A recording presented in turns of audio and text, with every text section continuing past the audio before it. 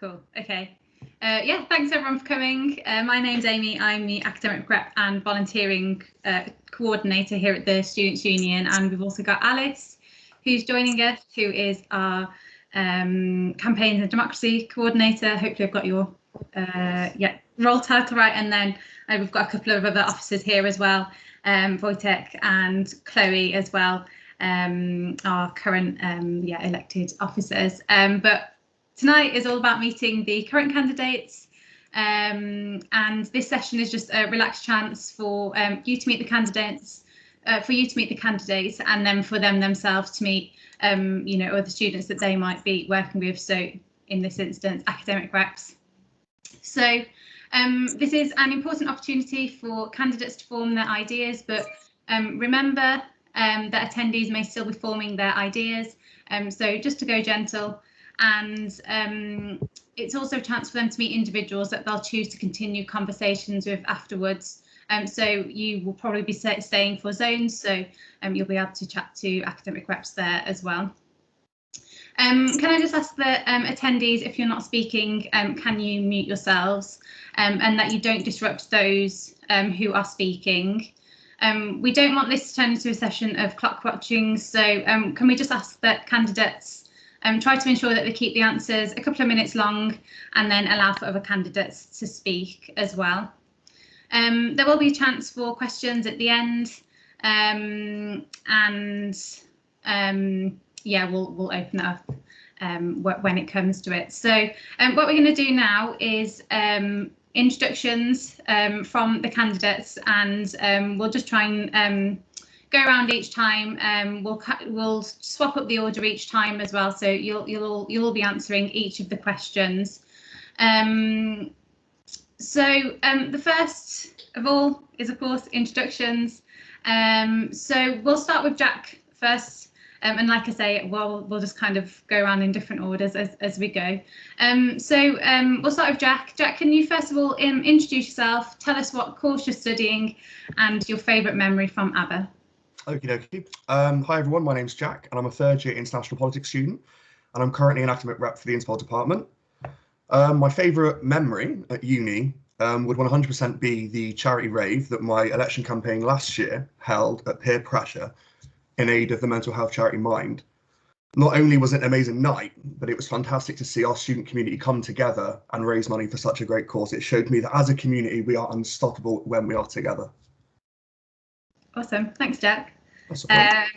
We'll move on to Joshua next.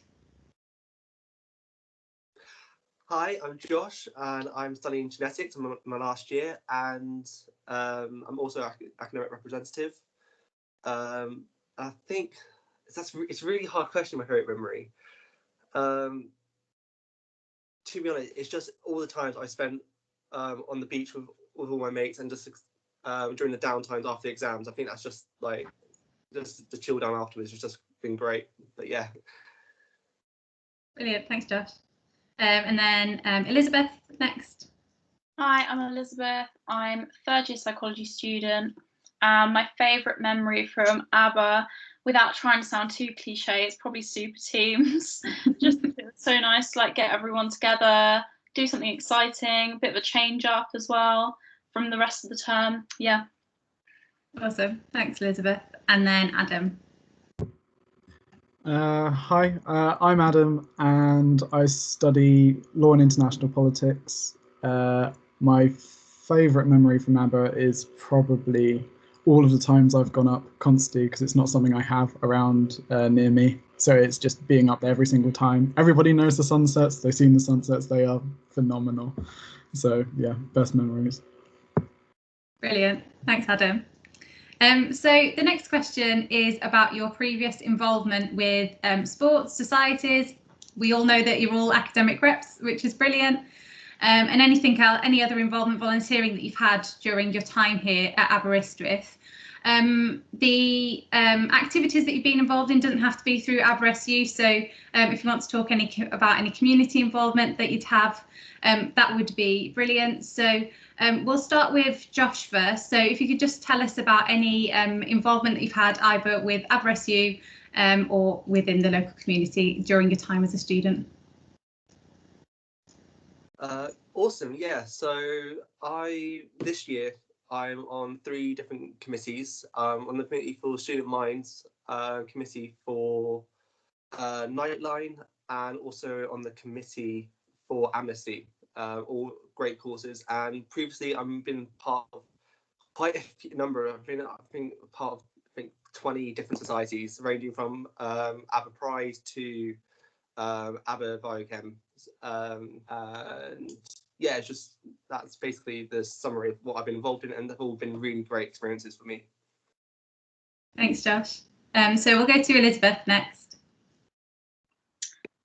So committee-wise, I'm committee for JogSoc, despite not doing geography, but gotta always help out where you can.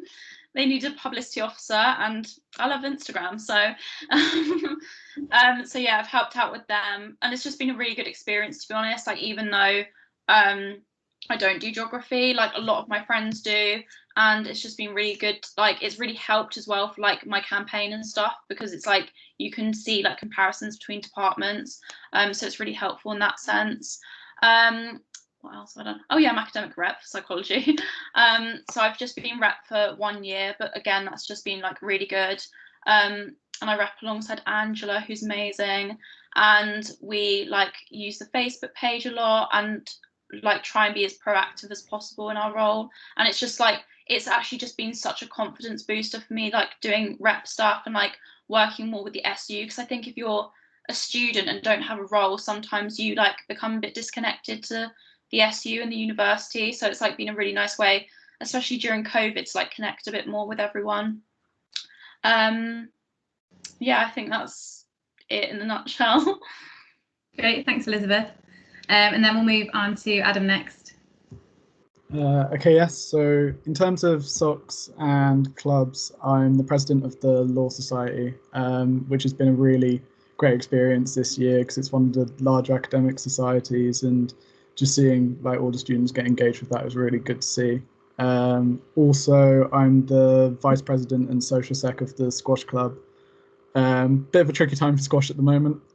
Can't really play, but throughout the whole 3 years, it's been a great experience as well. And it's been interesting, like seeing it from the sports side, because it's quite important in I know it's a university and we're here to study, but just having that extra element of extracurricular stuff is really good. And then in terms of the rep side, I've been academic rep for 3 years or for law, and the SSCC chair this year, which has been really good to really get involved with the department and see what staff actually think. And then finally, faculty rep. So I'm the faculty officer for the Arts and Social Sciences faculty, which has been really good because it's given me different perspectives on all different arts courses, and it's given me perspectives which I wouldn't have had otherwise. So, for example, practical like teaching and things that I wouldn't do in my essay-based subjects. So yeah, that's pretty much me. Okay, thanks, Adam. And then, of course, Jack next. Fantastic. So I'm an academic rep, as we all know now, alongside Oliver Parry, who is fantastic to work alongside. Obviously, I took part in the charity rave event last year, so that's something else I've done that I'm proud of. I'm currently the vice president of a TFTS society, so it's quite nice to take a moment outside of the academic life and go to something that isn't really my forte. So I enjoyed that a lot. As a vice president, I put a big push on mental health training inside the committee. So I believe I managed to get around 80% of all of my members doing one of these Shaw mental health events, which was great. And I did the election last year. So yeah, I haven't got as packed of a seat of a CV as most, but I'm just as dedicated. Brilliant, thanks, Jack. So the next question to all of you is, if you're elected as the Academic Affairs Officer, what would you wish to focus on and how would you approach this? You may need a little bit of extra time just to answer this question, so we will give you that. So it would be good to start with Elizabeth this time. Okay. I think it's been quite bit difficult to like decide what I'd focus on, because I think it really depends on the role and like going into it and the job. But obviously I'd like to carry on some things from this year. So obviously there's like Erasmus and Brexit and things like that that are going on at the moment. And I think that would be really like, what's the word? Important to focus on and to make sure that that's handled quite smoothly, and like so that everyone gets a fair opportunity with learning abroad and things like that. I also think special circumstances, and I think the safety net's been really good. Obviously we've all been really happy about that, but I think maybe carrying that through, obviously circumstances depending, and like it depends where we are with COVID and stuff next year, but I think even in like a COVID-free uni environment, I think sometimes with people who have special circumstances, I don't think they have to like fail a module to prove that they've like struggled with it, as it were. And I think being able to resit when they've passed is like, it would be like a privilege, but also really helpful to some people, because obviously not everyone, like some people are really clever and they don't fail, but still don't do as well as they had hoped. So I think that would be really important. And then the other thing that I like think's been focused on more this year because of COVID, but I think should still, you know, have a focus on, is like digital poverty and things like that. Obviously this has been like put to the forefront because of COVID, and like the uni are like handing out laptops or funds for laptops and things like that. But I think just because hopefully COVID goes away, it doesn't mean that the focus on digital poverty and like especially, to be honest, especially because of the repercussions of COVID, I think some people have suffered like financially a lot from COVID, like not just during. I think afterwards we'll see a like big like issue with like students' financial positions. So I think focusing on digital poverty will be really important still. So I don't want like, basically I just don't want things that have been put to the forefront because of COVID to then be pushed back next year, like if we suddenly become COVID free, fingers crossed. But then I've got like a few things that I think are quite small, and I think when people see them on like my policies, they're like, oh, that's quite niche, but it's not. Like, these are things I've collected from like hearing from students, like personally. One of them is like disparity among departments. I think that's really important to like focus on, because like I've had people come up to me and they're like, well, law get to do this, but politics don't do this, and blah, blah, blah. Like, it's things to do with dissertations, marking. I know in psychology, we have a really good system of putting out publications for deadlines so that everything's fair and there's no mix up. But then other departments don't have that, and they would benefit loads from like what psychology have done. So I think like looking at that disparity among departments is really crucial, and making sure people feel like they've got like they're in a fair learning environment in that sense. And then another thing that's cropped up is study skills in first year. A lot of people have come to me as like rep and just as like committee member and stuff, and said that they would really benefit from study skills like being focused on a bit more in first year, because I think the assumption is that people know how to reference and stuff like that, and then they get to uni and they actually don't know how to, but lecturers don't know that. And I think like the main overriding thing with like the disparity among departments, study skills, is like the communication to the university. Is like, I've spoken to a lot of students, I've spoken to SU staff, I've spoken to uni staff, and they don't, like, everyone assumes that everyone's on the same page, but I don't think that's necessarily the case. Like, students, I know students who assume the SU staff know this stuff and assume that the uni know how they feel, but they don't. And so I think that just that communication like is really, really helpful. And like where the role comes in, basically, I think it needs to be like emphasized more, because I just feel like we need to like bridge the gap between students and the uni a bit more through this communication. So yeah. Brilliant. Thanks, Elizabeth. So we'll move on to Adam next. Yes, so for me, I think my main approach to this has come out of my experience as the faculty officer this year, and it's just the way that in practice, I know going into the role I had all these ideas and all these things I said I would do and things I wanted to do, policies, priorities, you name it. But the thing going into the committee is finding that straight away, not everything I've said is able to happen, and that we can have these policies and priorities, but at the end of the day, not everything is going to get through, not everything's going to be able to be done.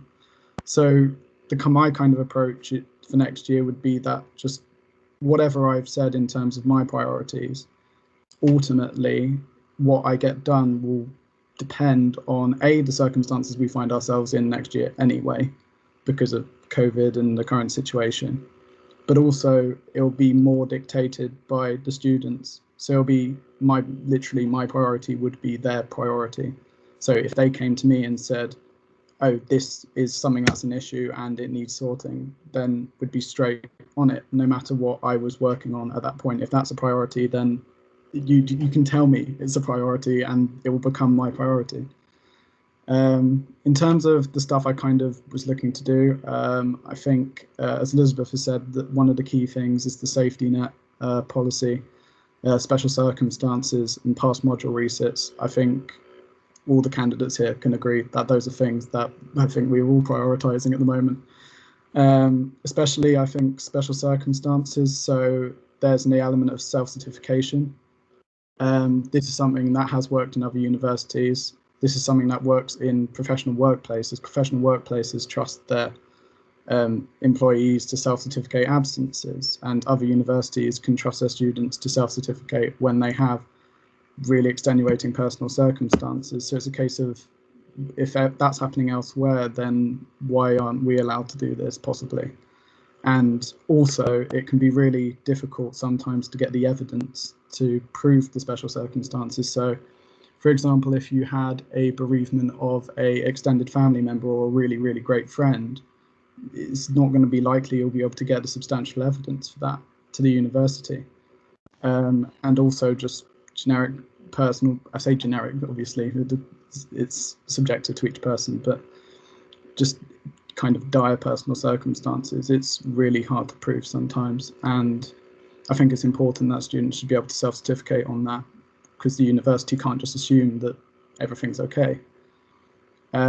I think leading on from that, the other thing is academic well-being. So I know we will obviously have a well-being officer who will deal with everything to do with well-being with the university. But what I feel the academic officer can do is work closely with the well-being officer to kind of eliminate stresses and things relating to academia. So, for example, study motivation during COVID, that's been really difficult. If we can help eliminate that by providing some form of study motivation workshops to students, that would be really good to try and help eliminate that stress, or even just the virtual drop-in hours that we've had with lecturers. That has been really supportive for students this year, and I think that would also help. Yeah, I think just overall, it'd just be really important to get these kind of things through, and even if they're not achievable, and if students don't think these are priorities, then also they're well within their right to let me know and tell me these aren't the priorities, and tell me what they do want doing, because that's the main thing. It's what they want. We're just your voice. So yeah, that's me pretty much. Great, thanks, Adam. And then we'll move on to Josh next.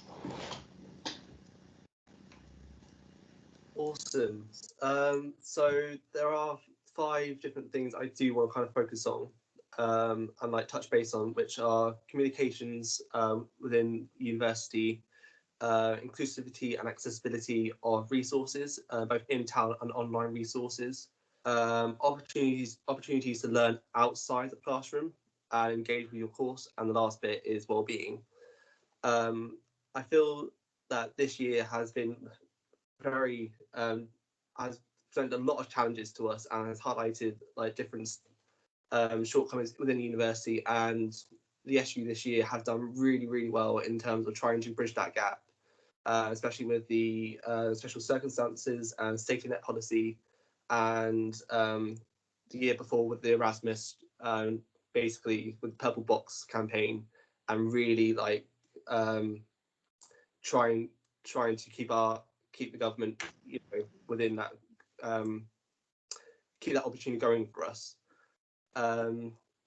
I think it's just with the communications side of things, there are still like some areas that we still like we assume, like I think as a whole we assume that everyone knows, but technically don't. So it's just trying to highlight those services again, like with well-being and what you can do in terms of what was the word? Reasonable adjustments. And then with accessibility and inclusivity, the one thing that I am really want to be pushing forward with is subtitles on all panaptos and videos, because subtitles not only benefit students with disabilities, but students whose native language isn't English or first language isn't English, who are deaf or hard of hearing, and students who are working in noisy environments, like parents who are doing university.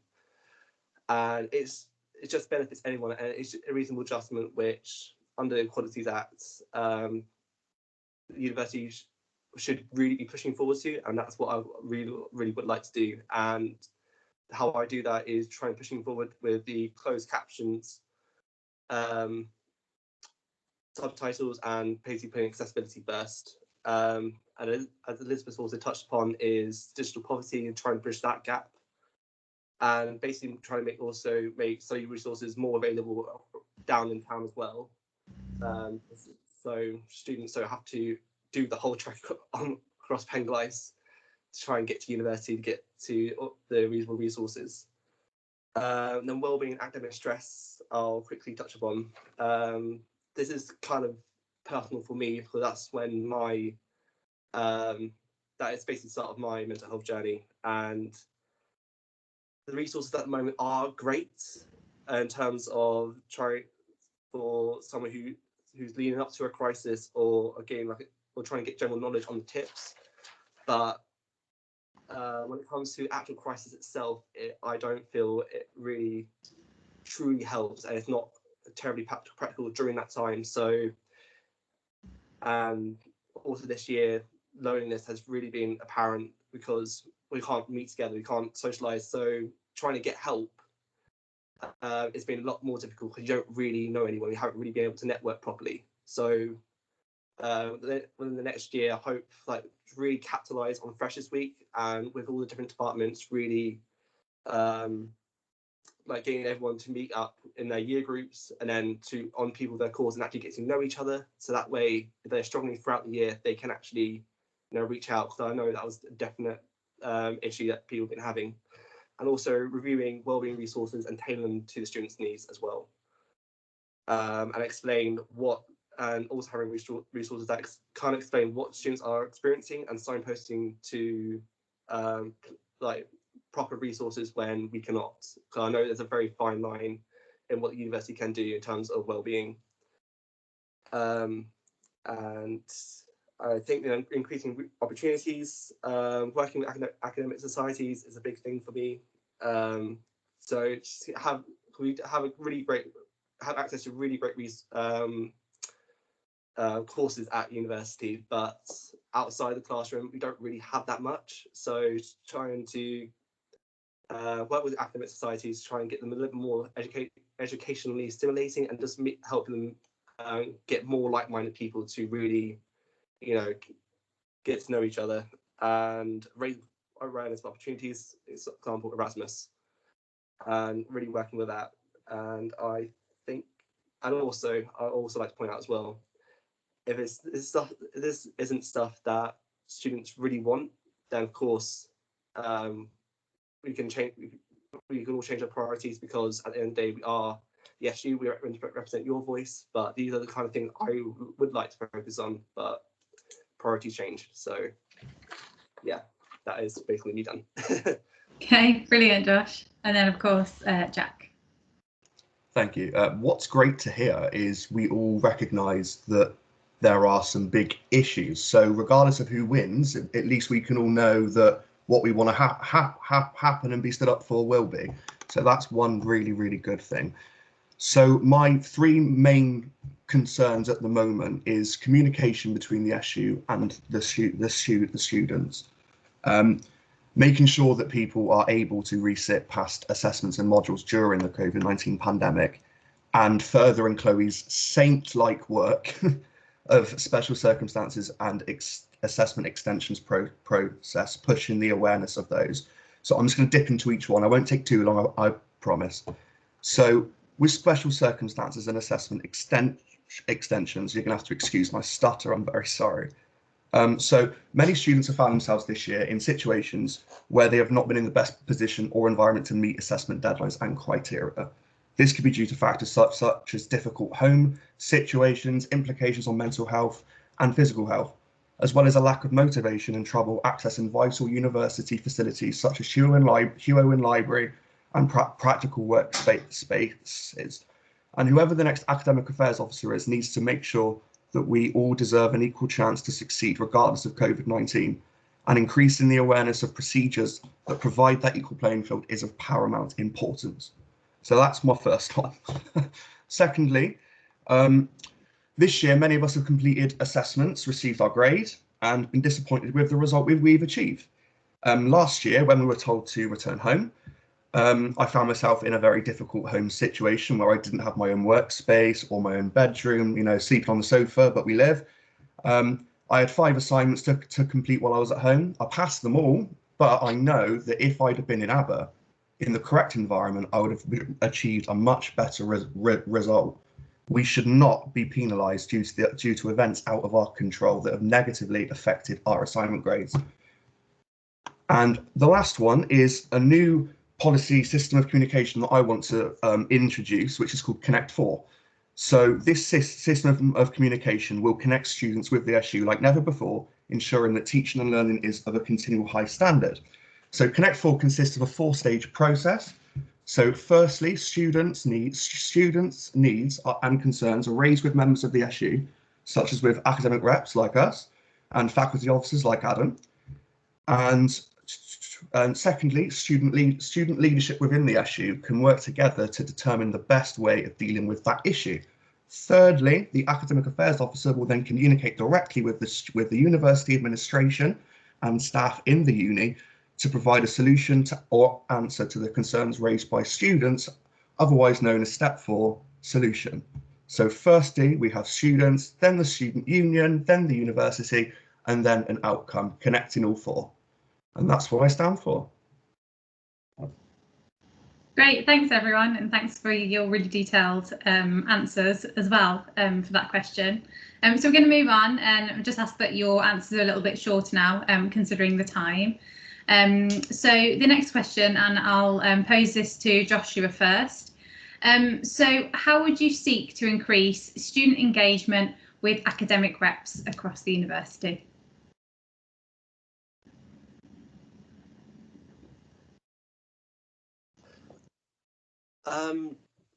To increase student engagement with academic reps, I think it'll most likely first step is to really engage with, as an academic officer, to engage with the academic reps and really getting them excited about their role.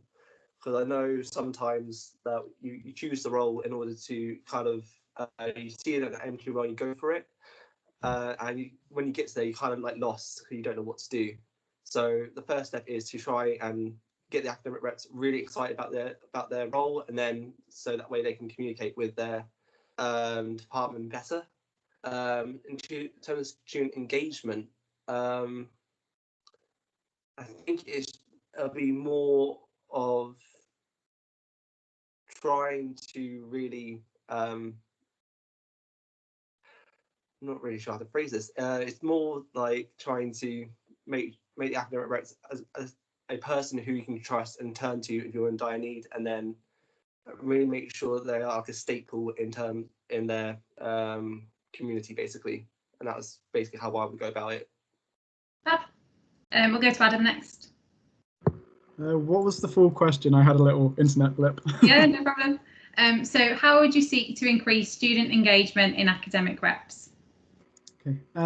So for academic reps, I think for starters, they need to be shouted about more about in terms of their academic departments. I think the academic departments do a lot in terms of letting students know the opportunities, but they don't always, for example, send out an email saying, look, these are your academic reps, these are people you can let know what's wrong, let know what you want changed. And I think kind of academic department wide, there should be kind of regular emails, maybe even weekly, maybe not weekly, but fortnightly at least, just to let people know that they're there and they are these people that you can go to. And that's how the change system works at the university. Also, I had this year as faculty officer, I had a thing I introduced, which was ARC meetings. So it was designed to connect the reps directly to me as the faculty officer, so all reps could just directly feed back to me. And as academic affairs officer, one thing I wanted to try and do is maybe upgrade this to a conference where literally all academic reps can be in a meeting with me and we could just pool ideas straight up, just so it's all there. Obviously there's the current system which still works, but it's just about like adding these extra things to get reps excited, to get students excited about the representation system at the uni. So yeah. Brilliant. Thanks, Adam. And then we'll move on to Elizabeth. It's a question I've been asking myself all year. I think before COVID, it was really good. We used to like get the reps to stand up in front of the lecture hall and introduce themselves, and then you knew people were listening. I think now online it's difficult because, you know, people have seen the Facebook post, but have they actually engaged with it? Have they actually seen it and have read it? I think the way I've run things this year has worked quite well. Again, it's quite difficult to know like online presence, but like having the Facebook group, I think that's not a thing that all reps do, and I think it does work well because like everyone's on Facebook nowadays, and like uni students are always on social media, so it is quite a good way to reach out. But I also think bridging the gap between reps and the staff members of the department is really important, because sometimes it's like the staff don't really get involved and they're just like, who are you? Like they don't really know who you are as a rep. So I think using the staff members to like say, this is your rep, like, you know, like maybe, yeah, like send out an email, say, this is your rep, this is what they do, they're here for you. And I also think it's good for the staff, because I know we've done this in psychology, is like the staff can use the reps and the reps can use the staff. So during like exam heavy periods, we've said, look, can you go to the staff for help if you need help? Because we're reps, we're students, we still need to be like revising and stuff. But then the rest of the year, the staff is like, got a question, go to your rep. Like, so I think the staff and reps can really use each other if we just try and like bridge that gap a bit more. Great, thanks Elizabeth. And then Jack. So we need to make sure that all students are aware of who the academic rep is, because when I was in first year, I don't even think I know now who my academic rep was, to be honest, because when you're a fresher, you're in over your head and it's all very manic and you just want things to be quite easy. So we need to make sure that they're aware of who their reps are. This could be done by members of staff during introduction lectures to modules. We all have them. It's in that first 2-week period. They happen all the time. And obviously during COVID now, it hasn't been able to happen. But as was said by Elizabeth, if an email was sent out, that would be more than enough. And we also need to make sure that all academic reps are reaching out to their constituents regularly. This is where my Connect 4 policy comes in.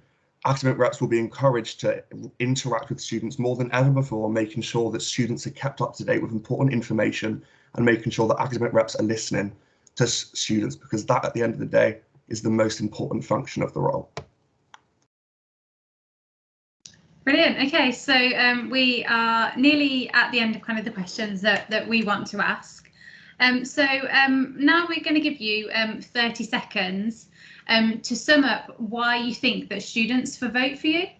So I'll get a timer on my phone and we'll start with Jack first, if that's okay. So let me pop this up. So yeah, so just to clarify again, the last question is if you had to sum up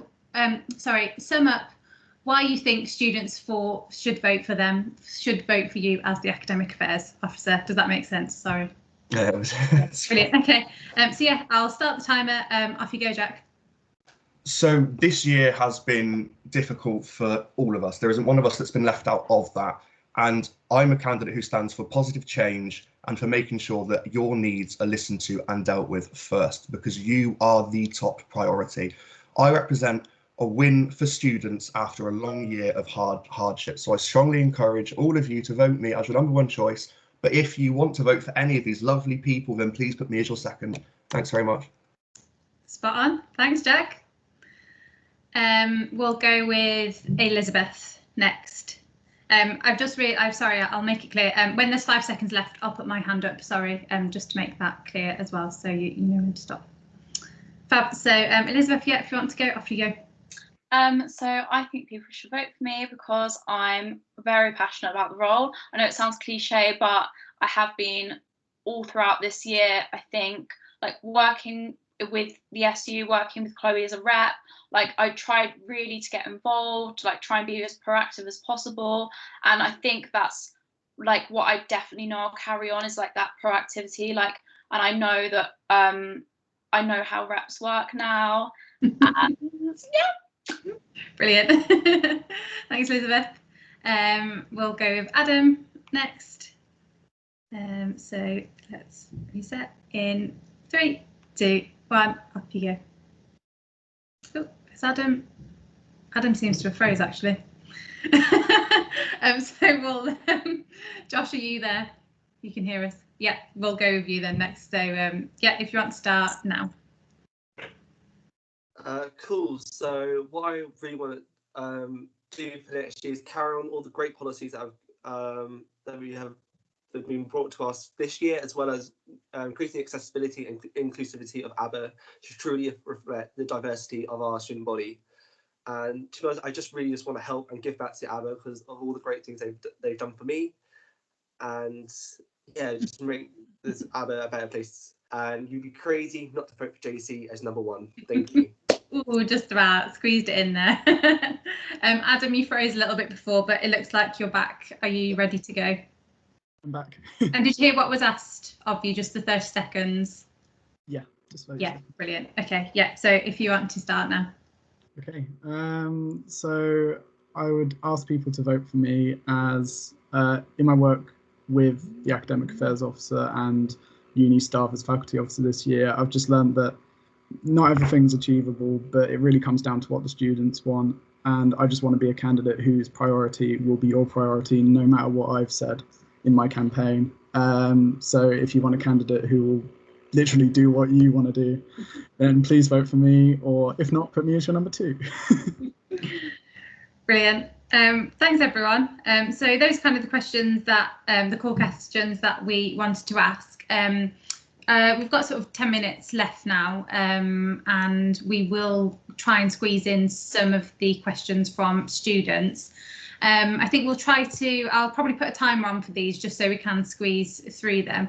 I think we will go for sort of 30 to 40 second answers, if that sounds fair, Alice, just to try and get through a few more questions in time. So if anyone on the chat wants to comment some questions, you're more than welcome to now. But I know that we have had a couple already, so I will go ahead and start. So the first question from Cameron was just simply, how would you approach mental health? So we'll start with Elizabeth first, if that's okay. I'll sort of wave my hand when we've sort of got to 40 seconds, and we'll try and limit the time needed. So yeah, first question is how would you approach mental health? Okay. I think you'd have to work with the wellbeing officer quite closely on this and see like what the university already offers. Obviously, I think the university can only do so much in terms of mental health, but I think just putting out then like a really positive, really positive, no, I'm trying to think of the word. Positive, yeah.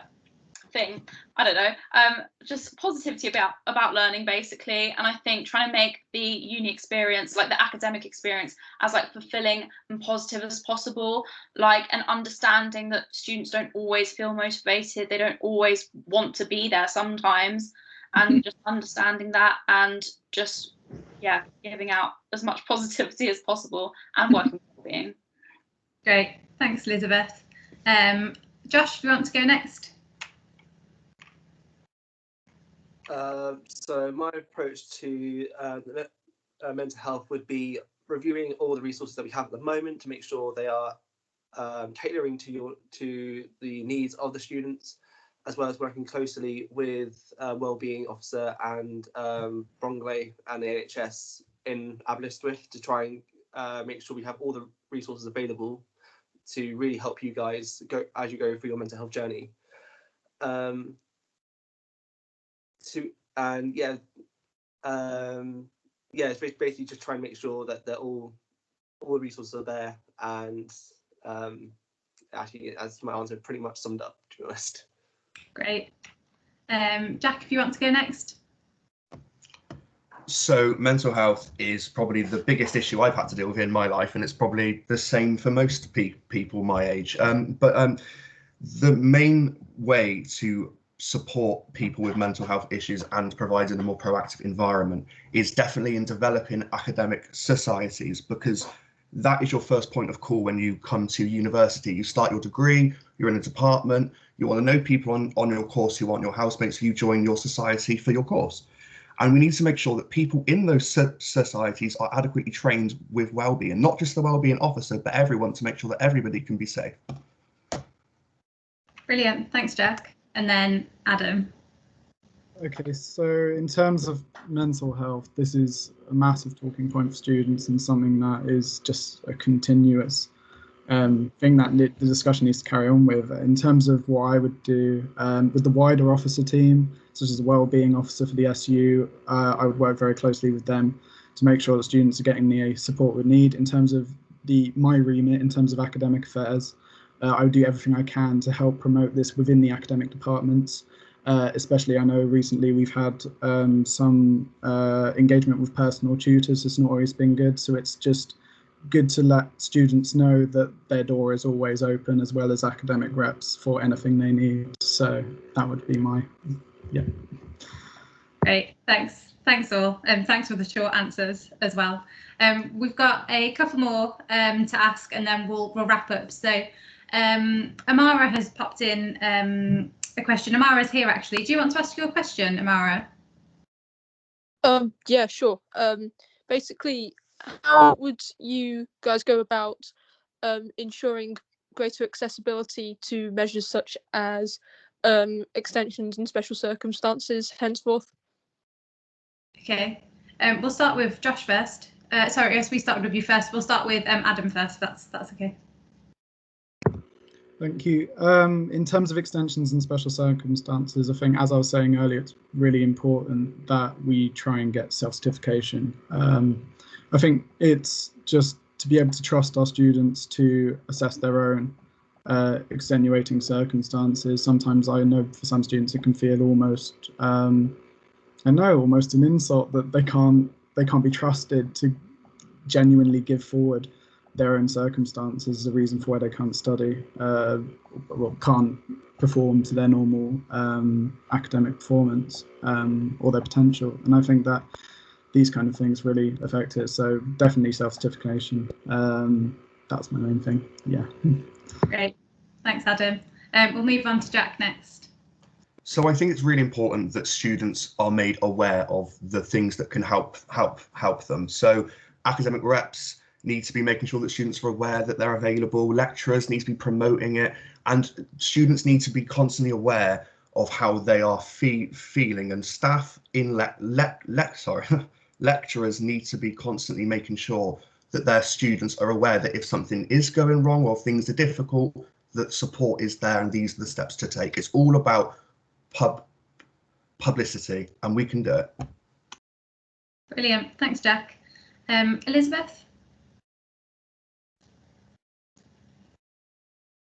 Yeah, I think I agree with Adam a lot on self-certification. I know a lot of people who really struggle with their mental health and then have had to provide like evidence of like counselling or something like that. And for people who struggle with mental health, that's not always the best way to go about it. They might not be ready. And just to like be forced to, I don't know, like go to counselling or something like that, just so they can, you know, get a better grade or get an extension, isn't really fair. And I think that trust in students is really, really, really important. But also like making students aware that there are things in place already, and just raising awareness amongst students.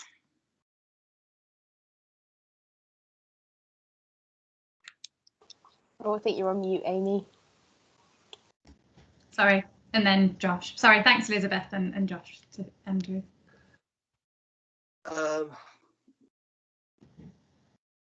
My approach would be one, publicity, making sure you know all the routes you can take in order to get the help you need, especially with like getting extensions and special circumstances, and trying to make the form as simple as possible, because I know for a fact the more questions there are, the more daunting it is, and it just becomes a lot more stressful in terms of that. So trying to make it the form as simple as possible, and self-certification, because there is genuinely no need for you to then involve someone else to try and get help, you like another party to try and get help, get you the help you need. Yeah, that is basically what I'll try and do. Brilliant, thanks Josh. Alice, should we go for one more question and wrap up there? We've got one more in the chat. Sounds good. Yeah, okay. So we've got one last question for you all. Again, if you could just keep them to around 40 seconds and I'll put my hand up when you've got to that time. So the last question is, how would you approach the issue of international students and ESM participation to keep Aberystwyth University open for cultural exchange? So we'll start with Elizabeth first, if that's okay. I think I'd have to look into like what the deal with Erasmus is, basically. I know there's like the Turing scheme that's been proposed by the government, but obviously it's not equal to Erasmus and a lot of people aren't happy with it. So I think I'd try and look into like the best options available for students, what's maybe the best match to Erasmus, and what really gives students the best opportunities possible and the most fair opportunities possible, and just try and carry that on, and obviously lobby with the uni and with like the government, and get everyone involved to try and create the best experience for students. Brilliant, thanks Elizabeth. We'll move on to Jack next. So I think, again, it's all about publicity and information, and we have to work within our means. At the end of the day, I'm not the Foreign Secretary and Elizabeth isn't the Prime Minister. You know, we cannot change something as fundamental as Brexit. We've left the Erasmus scheme, and the best thing we can do now is lobby for the interests of international students. We can continue to do that and make sure that all information regarding the new Turing scheme is available when it's available, and it's given to students who need it. Thanks, Jack. We'll move on to Josh next. It's basically trying to make as much noise as possible when it comes to Erasmus. I know government at the moment has said they are rejecting Erasmus come the new academic year. I don't think that is the end of the conversation, to be honest. And we're lobbying with key universities such as UEA, UCL, and Edinburgh to try and keep studying Erasmus till at least that period is over, next period is over in 2027. So by that time, Turing scheme would have overcome the barriers of brand recognition, student incentives, and they can guarantee the same opportunities for international as they do with Erasmus. And yeah, I think it's just making noise, pretty much. Great, thanks, Josh. And then Adam to finish.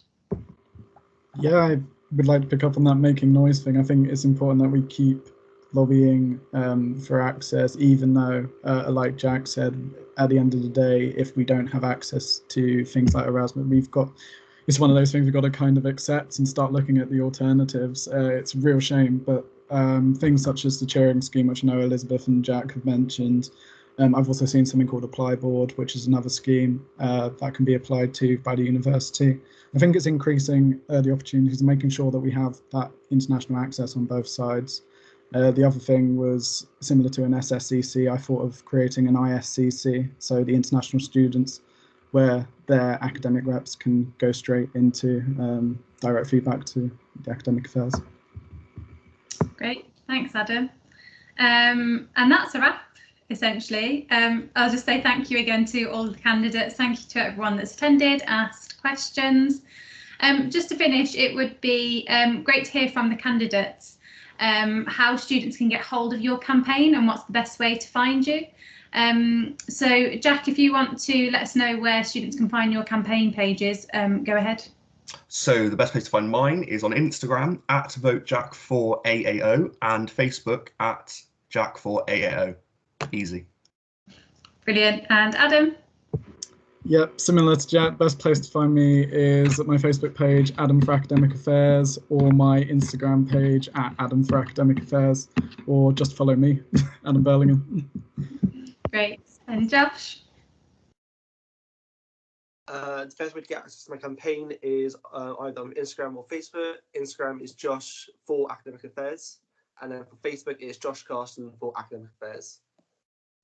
And then Elizabeth to finish. My Instagram is Elizabeth4 AAO, and my Facebook is Elizabeth for Academic Affairs Officer. Brilliant. Thanks so much, everyone. So yeah, that's a wrap in terms of quiz the candidates. We do have zones now, which is going to be taking place for you to speak to our current Academic Affairs Officer, Chloe. But what we'll do is we'll have a 5 to